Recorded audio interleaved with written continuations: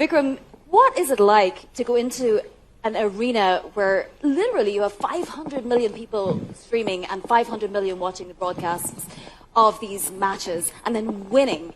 It's literally like being a rock star. I imagine there's probably 100 to 200 million people that wouldn't mind being in this room right now.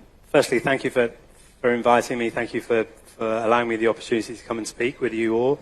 I don't know how many people are likely to know anything about cricket, but show of hands. A few. I'm grateful. I'm grateful. Thank you. Or rather daunted now, perhaps, because what I say might actually might be challengeable. As far as the IPL, you might have overstated the fact that it had anything to do with me as far as that competition is concerned. We all know that sport and whatever sort of work you're involved with, the people are the most important. In our sport, it's the players. In every sport, it's the players that are most important. As far as our role, it's just trying to facilitate the best sort of environment for them to be able to thrive. And the group of guys over the last 2 years have been nothing but outstanding in what they've achieved. Very proud of them. Sure, but there is no doubting the fact that you are a big part of it, of creating this family and of continuing this huge tradition that obviously, has roots in India as well. And they're very happy there, obviously. But you do have new people this year, so Shubman Gill and Rashid Khan. Tell us a little bit about their prospects and what you anticipate out of them for 2024, because one of them is going to be a new captain. Yeah, so we've got a new captain, having had our old captain Hardik Pandya leave and join his old franchise Mumbai. And I recall somebody earlier talking about the fact that there's constant change in sport, and you have to sort of develop and deal with that change. We are no different.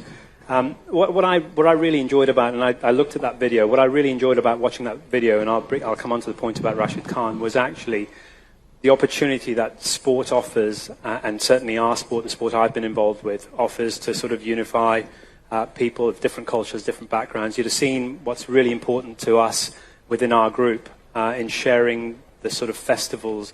So we equally sort of share and participate and celebrate all of the festivals that go through the year. Sport is one thing, but to have Rashid Khan come and join us and explain a little bit about his culture and be a part of and live his culture through our group is great education for some of our younger guys, some of our more experienced guys, and then different cultures. Obviously, you'd have seen the culture around India as well, and the fascination and the attraction that cricket holds in people's minds in India. But it's great to have these superstars of the world, because you sort of interact with them, certainly superstars of our sport, and you interact with them on a daily basis, and you see actually the characters and personalities they are, how humble they are, how sort of grounded they are, and essentially it's exactly why they're successful. Well, we do have a poll, and I do want to get this going, because the question we're asking, and I'm going to ask it of you in a moment, is: can cricket truly become a global sport in the next few years? Obviously, it has a massive number of fans, and really raucous, rabid, massive fans, right? They're such a great fan base that other sports would love to have. But so let's have a look and see. Oh, wow. People think it can't. Now, I wonder, we're changing it a little bit. It is dynamic. You're being kind, 50, I think, aren't you? Thank you.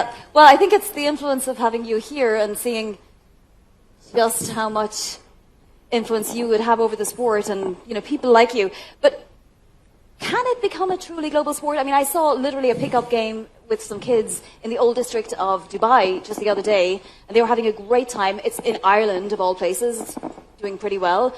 And in lots of countries in the world, but can it be everywhere? Yes, I'd like to think so.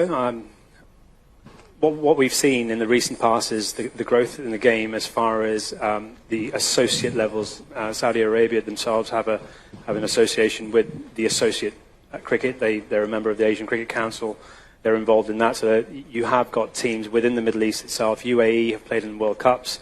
You've seen the likes of America, Canada, also playing World Cups, which shows the game is growing. There's an opportunity, I think, in the coming World Cup to showcase what the sport is all about in America. It's going to be held across America and the West Indies. The game between India and Pakistan in New York is obviously the showstopper there. And admittedly, yes, it's generally expats that initially develop an interest or pursue any sort of participation in cricket, but then we, like any other sports, are hoping to grow So it does become a global sport. There's talk of it possibly being in the Olympics at some stage. If that's the case, it's the shorter format that it's most likely that is going to be of most appeal in that sense. So if that is the case, if it becomes an Olympic sport as well, that can only be good for the game. Yeah, I wonder what you think about the shorter format, because that's what's helped Major League Cricket take off in the United States, right? You just mentioned, and obviously a huge amount of investment from people like Ross Perot and Satya Nadella in the US, and then Olympic Games potentially in 2028. Is it the shorter game that will sort of crush it around the world, and does that bother you? I think so. I think I've always viewed that. I've never viewed cricket and the different formats as a challenge. I've always viewed that as an attraction to the game, because it allows you different audiences. Your established audiences obviously are sort of, and traditional audiences are geared around Test cricket, which is 5 days. It's a long time. It's a long commitment for anybody to go and watch anything over 5 days. So you wouldn't anticipate anybody that hasn't watched cricket to enjoy the sort of nuances and the intricacies of that sort of fine Test match detail.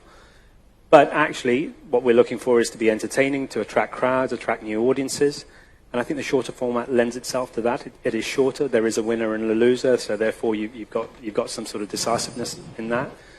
And beyond that, what we're sort of seeing now as well, and it was brilliant to hear about the participation as far as women's sports is concerned in Formula One.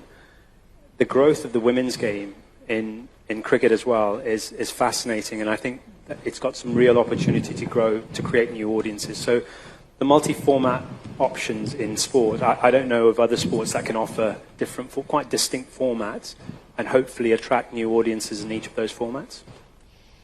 So we're in Saudi. Saudi Yep. obviously wants to invest $5 billion that we know of in the Indian Premier League, which would take the valuation of the IPL to $30 billion. That's 3 times what it currently is. Could this be an opportunity to reimagine the IPL? Yeah, any investment is obviously very welcome in any sport. Any sport will obviously, it craves investment. What it must be minded of is to have the correct sort of checks and balances in place, and to ensure that that investment is, one, good, well-intentioned. You totally appreciate that if there is an investment, private equity money coming in, there is going to be an element of profit, and the notion of profit, I think that allows for efficiencies to be put in place. So I think that's good for sport. But actually, if you are minded of having a slightly longer term view, actually growing the sport, growing the product itself, you allow an opportunity to have a return on that investment, or far more so. I'm not particularly qualified to sort of talk about appropriate investments or not.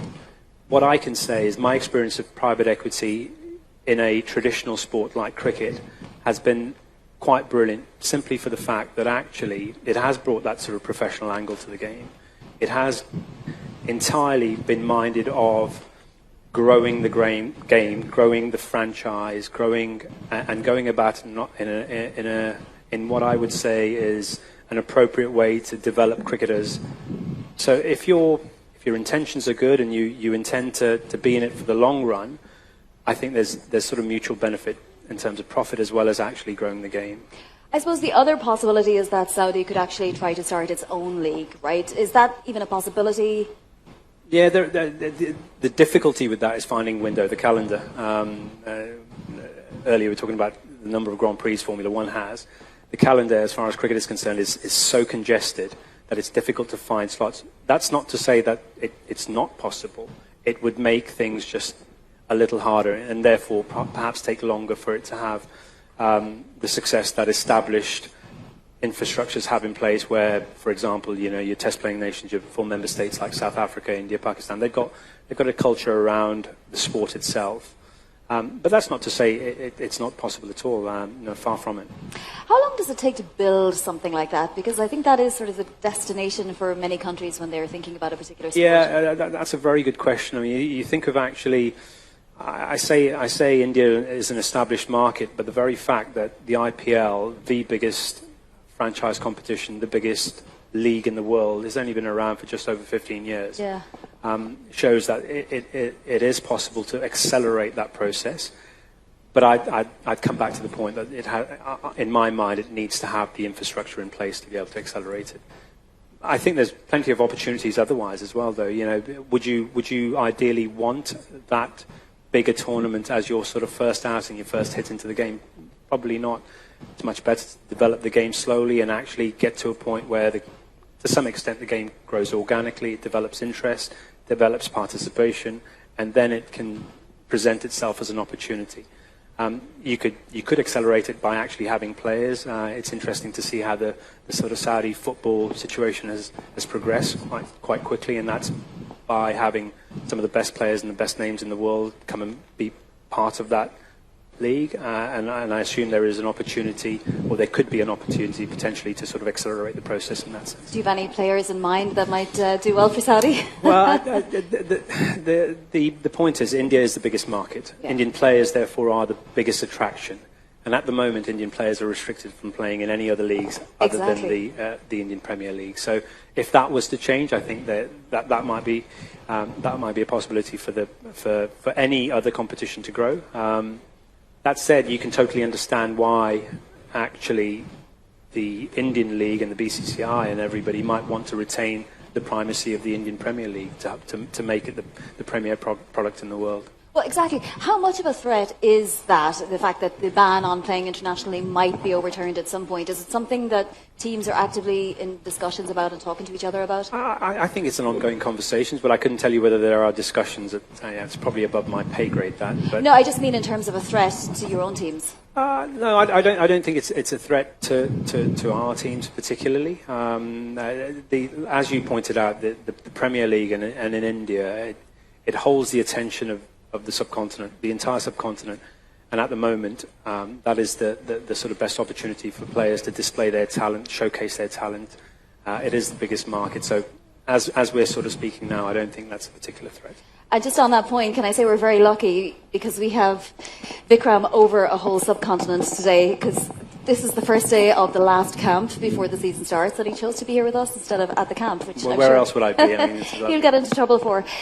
Talk just a tiny little bit, as much as you can, about your experience with private equity, with CVC, and how it's influenced how you've gone about business and how the team has. Yeah, I suppose I touched on it briefly, and I suppose my experience is that it's a very positive one. Right from the outset, it was very much the case that CVC and the likes of Nick Clary and Gemma Wright, who I sort of report to amongst the rest of our group. One, they're athletes in their own right. They're sort of elite athletes in their previous lives, but they understand sports investment. What they very much spoke to us about was that actually the organisation must be run in a professional manner. It must be that cricket people make cricket decisions. We will look after the overall investment, but we'll take your recommendation on everything. They've challenged us throughout. They've always asked why. The question why is. If I've made a proposition about any particular matter, the question why keeps me efficient in my sort of thinking as to actually how can we best operate. And they've been nothing but supportive of everything we've done. They understand that there's no guarantees in sport. I think that's what makes it attractive, actually. There is no guarantees in sport. We might try and do whatever we can. The result isn't guaranteed. So far, they've been very supportive for the fact that we've had 2 good years. I hope that continues to be the case, because I'm sure, like other sports and other teams, we'll have our challenges as well. And that's when the real test will come. How do you keep the fans as enthusiastic as they are? I mean, literally, it helps with everything, right? From streaming rights to bringing new players into the field and into just keeping the stadiums and the infrastructure modernized. It's something that some other sports would love to have. They look at the IPL and they just drool. Yeah, look, it's a challenge. Fortunately, it's not part of my remit, but to try and fill out 120,000 capacity stadium for your home games, it's no mean feat.